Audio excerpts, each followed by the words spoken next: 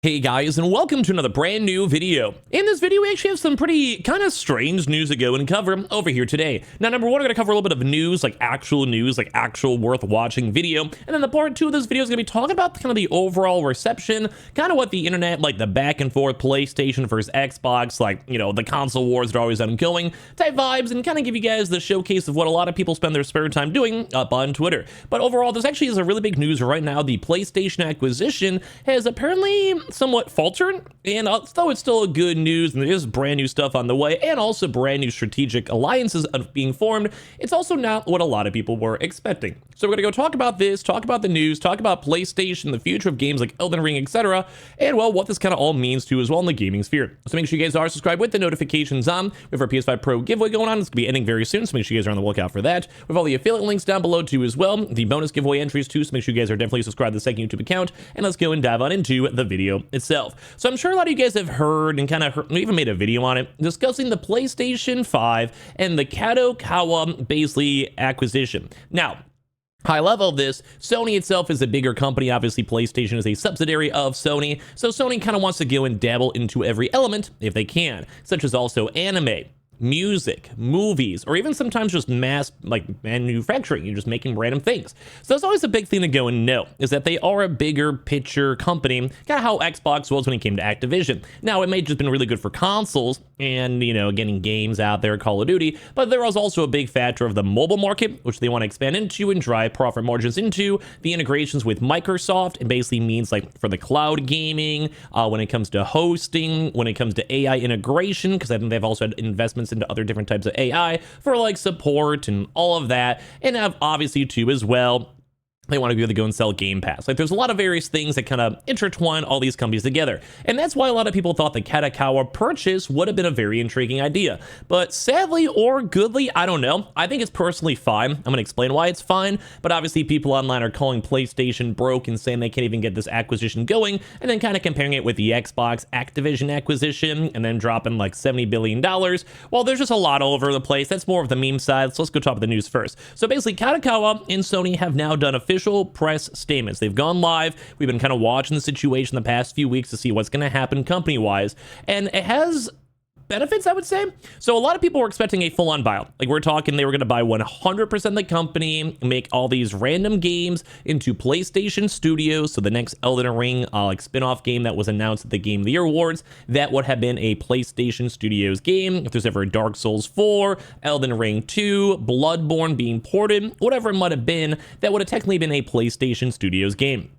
But they actually kind of changed this up, like a lot. Like, once again, they both, on both ends, these are both really big companies making a lot of money, and of course as well, they're also Japanese based, I believe, so it's very easy and nationalistic for Sony to want to go buy these companies. But a big thing to note is that they now only just own 10% of the company. It's kind of high level for it. Now, there is certain things as a 10% holder of the company you can kind of force and kind of allude towards, because duh, if you own 1/10 of a company, you kind of have quite a bit of say, especially if you're a company such as Sony, because those other 90% of people probably realize that Sony is a bigger company. They will drive money towards you. You have a PlayStation exclusive that's tied with your big 10%er. Like, you want to make those people happy. There's a famous saying, you always want to make your shareholders happy. Well, when your shareholders hold 10% of the company and could potentially force a buyout either way, you probably definitely want to keep them happy. But as of right now, Tokyo, Japan, from the Kadokawa Corporation over here, and Sony Group Corporation today signed a strategic capital and business alliance agreement, agreeing to conduct a third-party allotment of Kadokawa to Sony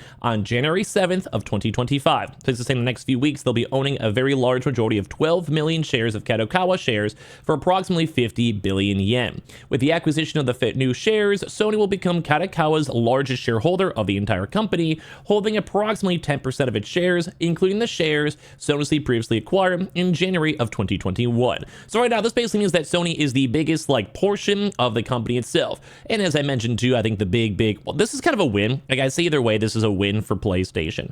If Elden Ring keeps on growing, you know, their future games and all these future Dark Souls games, they're pretty well known at this point.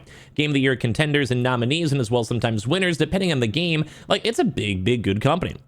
So obviously then this means as well, if Elden Ring, say the spin-off game, is selling on PC, PlayStation, not necessarily like kind of ish, they're still getting 10% of all the profits, more so because then the company is worth more money, so their investment's worth more money, etc., etc. So every Xbox sale goes to PlayStation a little bit. Every, say, Switch sale in the future for any games goes to PlayStation a little bit. But as well, also since Kadokawa is a bigger like publishing company too, for like say anime and all that, that means too if they want to have easy deals, first time deals, exclusivity deals for Crunchyroll. As you guys know, Sony also does already own Crunchyroll and kind of formed into Funimation, which is maybe also the reason why this deal did not fully go through, where a lot of people are assuming just based on monopoly laws and on anime rights, then they just can't hold all this stuff. So instead, they're like, hey, let's go do 10% of the company instead. So basically, Kadokawa and Sony historically have collaborated on various projects, and through the Capital and Business Alliance, intend to further strengthen our collaboration to maximize both companies' IP value globally and facilitate wider and deeper collaboration,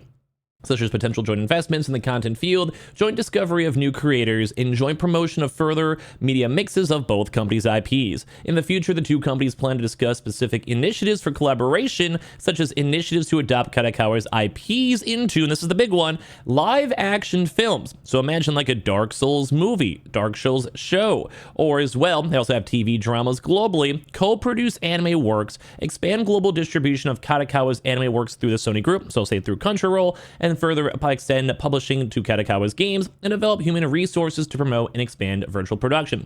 Basically saying like, hey, like we are going to get some money from PlayStation, a little bit of seed money, we'll get an extra $50 million. We can put that towards making maybe a brand new game, hiring more people, like publishing out more anime merch, whatever it might be, and people are into this. And I think overall this is a smart idea. Like you don't have to worry about these big lawyer fees, the globalist fees. I'm going to worry about like lawyers and like the CMA and all these big, but like, you know, just basically try to make sure it's not an antitrust monopoly. But at the same time, you are basically the biggest shareholder, so you get all the benefits of it. Once again, if you have 10% of the company, you probably will also know other people who own the company. And of course, as I mentioned, Sony's a bigger company too. So at the end of the day, like people like are going to listen to you. Like if you're like Sony, you're like, hey, we're going to go and sell 50 million Elden Ring units on the PS6 or whatever. Then at that point, other shareholders are like, yeah, that sounds like we're going to make money. Let's go and make sure you have an exclusive deal. Or as well, this is like when they're having those meetings with the higher ups, etc. So at the end of the day, this is a big deal. Like I still think like some people are kind of making fun of it, but at the end of the day, like they still have the option to go buy out the company either way. But I'm sure they want to go in the full-on acquisition cost and look at Bungie and other various places. But of course, as well, a lot of people are basically going insane and kind of calling stuff on out, saying Sony shouldn't buy Kadokawa. This is not fair. They should just go and say independent. Some people judging the fact that all these big game companies like Microsoft or Sony or even Ubisoft on occasions will go and buy out these competitors and buy out any independent studio. Look at Bungie, look at say Activision. And then they're like, well, now it's just basically PlayStation versus Xbox even more because those are the two companies making money consistently. And then we also have things like Ubisoft that's been looking for a buyout. So people are like, well, the base of the big gaming sphere is conglomerating into two big masses, or maybe if you want to factor in like 5 or so, if you include Tencent, EA, and Ubisoft, etc. But at the end of the day, like some people think that's well.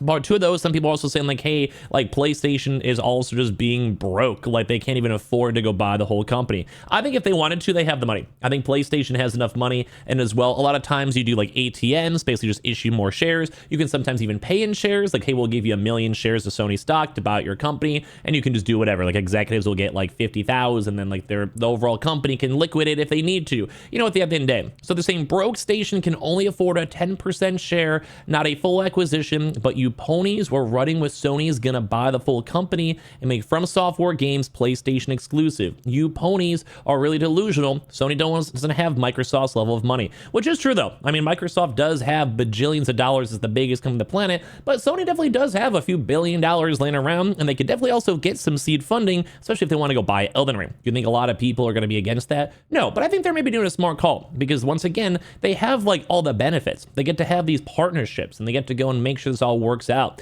because at the end of the day, they own that they're their largest shareholder. They can basically go and sway the company and they don't have to go and spend all these billions of dollars. They just go get the 10%er and move on. It's also somewhat similar to how they've done it with Epic Games.